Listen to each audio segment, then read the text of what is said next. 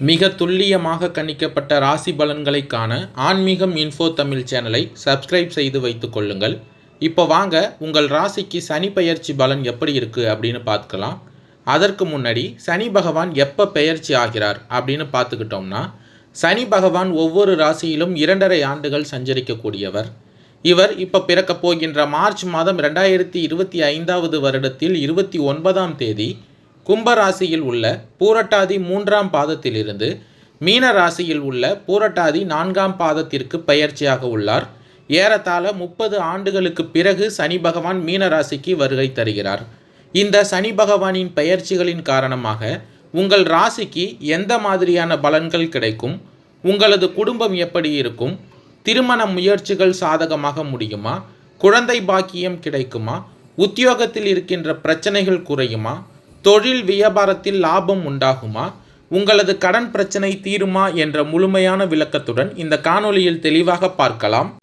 நினைத்ததை நடத்தி முடித்திடும் வரை துவளாத மனதோடு துடிப்போடு செயல்பட்டு வரும் துலாம் ராசி நண்பர்களே, பழக்கத்திற்கு இனியவராய், அடுத்தவரை வசீகரிப்பவராய், மனதில் இருப்பதை வெளியில் காட்டிக்கொள்ளாதவராய் இருப்பீர்கள். நீங்கள் குடும்பத்திலும் தொழில் புரியும் இடத்திலும் தனக்கென்று ஒரு கௌரவம் வேண்டும் என்று நினைப்பீர்கள். நன்றி மறக்காத நீங்கள் ஒரு முறை ஒருவர் செய்த உதவியை எத்தனை ஆண்டுகள் ஆனாலும் மறக்க மாட்டீர்கள். எல்லாரையும் எளிதில் கவரும் ஆற்றல் உங்களுக்கு உண்டு.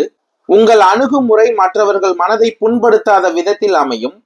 நீதி நேர்மைக்கென்று நீங்கள் முக்கியத்துவம் கொடுப்பது உங்களுக்கென்று ஒரு தனி கூட்டம் இருக்கும். பஞ்சாயத்துகளில் உங்கள் பேச்சை கேட்டு நடக்க பலரும் காத்திருப்பார்கள். பார்ப்பதற்கு பசு போன்று நீங்கள் காணப்பட்டாலும் உங்களுக்கு நீங்கள் ஆவேசக்காரர், அவசரக்காரர், நிதானிக்காமல் பல காரியங்களில் ஈடுபடக்கூடியவர். சனி பகவான் உங்கள் ராசியான துலாம் ராசியில் உச்சமடைகிறார் என்பது உங்களுடைய சுகஸ்தானத்திற்கும் பூர்வ புண்ணிய புத்திரஸ்தானத்திற்கும் அதிபதியாகிறார். ஒருவர் பிறந்த நேரத்திற்கு ஏற்ப துலாம் ராசிக்காரர்களின் ஜாதகத்தில் சனி பகவான் எந்த வீட்டில் வேண்டுமென்றாலும் இருந்திருக்கலாம். பிறந்த ஜாதகத்தில் சனி பகவான் எந்த வீட்டில் அமர்ந்திருக்கிறார் என்பதை அவர் உங்களுக்கு என்ன செய்வார் என்று கூறிவிட முடியும். அவருடைய பார்வைகள் வைத்தும் பலன்களை அறிய முடியும். இதுவரை உங்கள் ராசிக்கு பூர்வ புண்ணிய ஸ்தானமான 5ஆம் வீட்டில் சஞ்சரித்து வந்த சனி பகவான் உங்களுக்கு நிறைய சங்கடங்களை வழங்கி வந்தார். குடும்பத்தில் நிம்மதியற்ற நிலையினை ஏற்படுத்தி வந்தார். குழந்தைகளால் சங்கடம் அடைந்திடக்கூடிய நிலையை ஏற்படுத்தி வந்தார். பிரச்சனைக்கு மேல் பிரச்சனைகளை சந்திக்கும் அளவிற்கு போராட்டமான வாழ்க்கையை வழங்கி இருப்பார். உங்கள் அறிவுக்கும் ஆற்றலிற்கும் சோதனையை ஏற்படுத்தி இருப்பார். உங்களுக்கு நியாயமாக கிடைக்க வேண்டியவற்றையும் கிடைக்காத அளவிற்கு தடைகளை உண்டாக்கி இருப்பார். காதலில் சங்கடம், திருமணம் நடந்தவர்களுக்கு குழந்தை பாக்கியம் இல்லையே என்ற ஏக்கம், தாய்மாமன் வழியில் பிரச்சனை, உறவினர்களிடம் பிரச்சனை, பூர்வீக சொத்தில் பிரச்சனைகள் என்று நிம்மதியற்ற நிலையினை சங்கடங்களையும் கடந்த காலத்தில் நீங்கள் அனுபவித்து இருந்திருப்பீர்கள். கிரகங்களில் அசுப கிரகம் என்று பெயர் பெற்றவரான சனி பகவான் தான் பார்க்கும் இடங்களுக்கு கொடிய பலன்களையும் தான் இருக்கும் ஸ்தானத்திற்கு பலன் எதுவோ அதையே ஜாதகருக்கு வழங்குவார். கடந்த 2.5 வருடத்தில் உங்களுக்கு 5ஆம் அதிபதியான சனி பகவான் 5ஆம் இடத்தில் சஞ்சரித்தால் பூர்வ புண்ணிய புத்திர பலன்களை எல்லாம் கொடுத்து வந்தார். உங்களுக்கு நிம்மதியற்ற நிலையிலையும் ஏமாற்றங்களையும் சங்கடங்களையும் பிரச்சனைகளையும் வழங்கி வந்தார். இந்த நிலையில் மார்ச் மாதம் 29ஆம் தேதி முதல் உங்கள் ராசிக்கு 6ஆம் வீடு உங்களுக்கு ரணருண ரோகஸ்தானத்தில் மீன ராசியில் சஞ்சரிக்க இருக்கிறார் சனி பகவான். உங்கள் ராசியான துலாம் ராசியில் உச்சமடையும் சனி பகவான் மீனத்தில் நட்பாகவே சஞ்சரிக்கிறார். இதற்கும் மேலாக எந்த ராசியில் பிறந்தவராக இருந்தாலும் அந்த ஜாதகரின் ராசிக்கு 6ஆம் ராசியில் சனி பகவான் சஞ்சரிக்கும் போது நன்மைகளுக்கு மேல் நன்மைகளை வழங்குவார். வளமான வாழ்க்கைக்கு அடித்தளம் அமைத்து கொடுப்பார். எல்லா ஜாதகருக்குமே அவருடைய ராசிக்கு 3, 6, 11ஆம் வீடுகளில் சனி பகவான் சஞ்சரிக்கும் காலம்தான் அவர்களுடைய வாழ்க்கையில் யோகமான காலமாக அமையும். மற்ற ஸ்தானங்களில் சனி பகவானின் நற்பலன்களை வழங்குவதில்லை. உங்களுடைய ராசிநாதன் சுக்கிர பகவான் சனி பகவானும் நட்புகாரகன் என்பதால் உங்களுக்கு இந்த காலத்தில் பிரபலமான யோக காலம் என்பதை சொல்ல வேண்டும். இந்த காலத்தில் உங்களுக்கு பல்வேறு நன்மைகள் அமைய போகிறது. உடல் நிலையில் மனநிலையில் ஏற்பட்ட பாதிப்புகள் இருந்த இடம் தெரியாமல் மறைய போகிறது. பண புழக்கம் அதிகரிக்கும். எடுத்த காரியங்கள் எல்லாம் வெற்றி உண்டாகும். தொழில், உத்தியோகம், அரசியலில் உங்களுக்கு எதிராக செயல்பட்டவர்கள் பலமிழந்து போவார்கள். இழுபறியாக இருந்த விவகாரங்கள், வழக்குகள் முடிவிற்கு வரும். உங்களுடைய செல்வாக்கு உயரும். ஒரு சிலருக்கு புதிய பொறுப்பு பதவி என்று கிடைக்கும். உங்களுடைய அந்தஸ்து உயரும். உங்களுக்குள் அபார ஆற்றல் உண்டாகும். கடந்த காலங்களில் இருந்த போராட்டமயமாக இருந்த நிலை இனி மாறும். உங்கள் வாழ்க்கையில் 6ஆம் இடத்தில் சனி பகவானின் காலம் திருப்பு முனைக்குரிய காலமாக இருக்கும். குடும்பத்தில் சந்தோஷம் அதிகரிக்கும். பொன் பொருட்கள் அதிகரிக்கும். பூர்வ புண்ணிய சொத்தில் ஏற்பட்ட பிரச்சனைகள் முடிவிற்கு வரும். வராமல் இருந்த சொத்து உங்கள் கைக்கு வந்து சேரும். ஒரு சிலர் புதிய வாகனம் வாங்குவீர்கள். வியாபாரம் லாபம் தருவதாக அமையும். பணிபுரியும் இடத்தில் செல்வாக்கு உயரும். எதிரிகள் உங்களிடம் சரணாகதி அடைவார்கள்.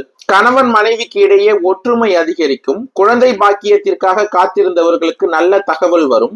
இதுவரையில் பல வகைகளில் முயற்சித்தும் நடைபெறாமல் இருந்த வேலைகள் இந்த காலத்தில் முடியும். அரசு பணியில் இருப்பவர்களுக்கு எதிர்பார்த்த பதவி உயர்வு கிடைக்கும். முடங்கி கிடந்த தொழில் முன்னேற்றம் அடையும். வருமானம் பல மடங்கு அதிகரிக்கும்.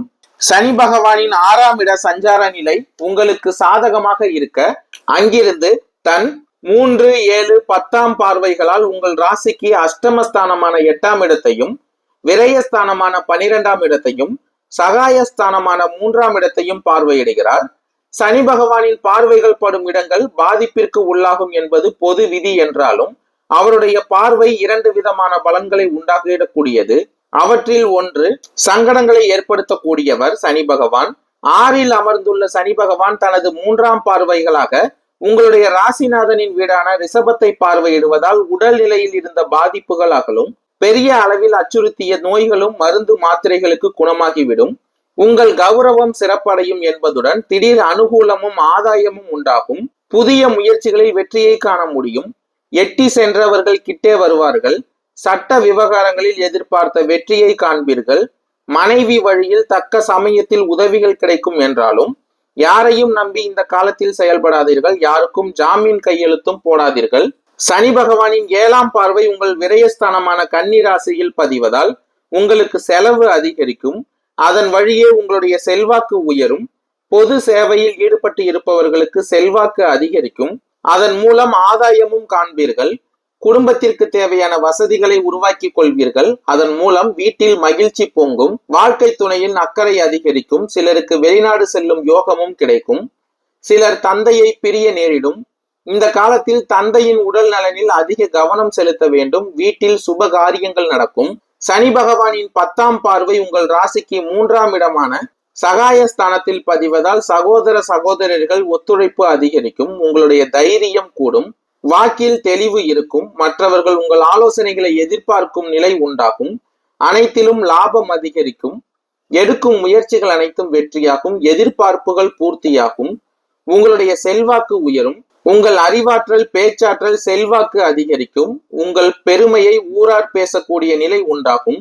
சனி பகவான் ஒரு வீட்டில் 2.5 ஆண்டுகள் சஞ்சாரம் செய்தாலும் அவர் தொடர்ந்து 2.5 ஆண்டுகளும் ஒரே நிலையில் இருப்பதில்லை. இருக்கும் இடத்தில் வக்ரகதி அடைவார். சனி பகவான் சஞ்சரிக்கும் ராசியிலிருந்து 5, 6, 7, 8ஆம் வீடுகளில் சூரிய பகவான் சஞ்சரிக்கும் காலங்களில் சனி பகவானுக்கு வக்ரகதி உருவாகிறது என்பதால் சனி பகவான் நின்ற ராசியிலிருந்து 5, 6, 7, 8ஆம் ராசிகளில் பிரவேசிக்கும் காலங்களில் எல்லாம் சனி பகவானுக்கு இந்த நிலை உண்டாகும். இத்தகைய காலகட்டத்தில் நாம் மேலே சொன்ன பலன்களில் மாறுபடும். இருந்தாலும் மற்ற கிரகங்களின் சஞ்சார நிலைகளை இந்த காலத்தில் உங்களை பாதுகாக்கும் என்றே சொல்ல வேண்டும்.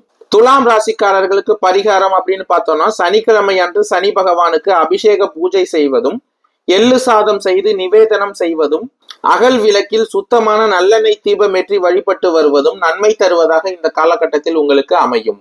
நன்றி, வணக்கம்.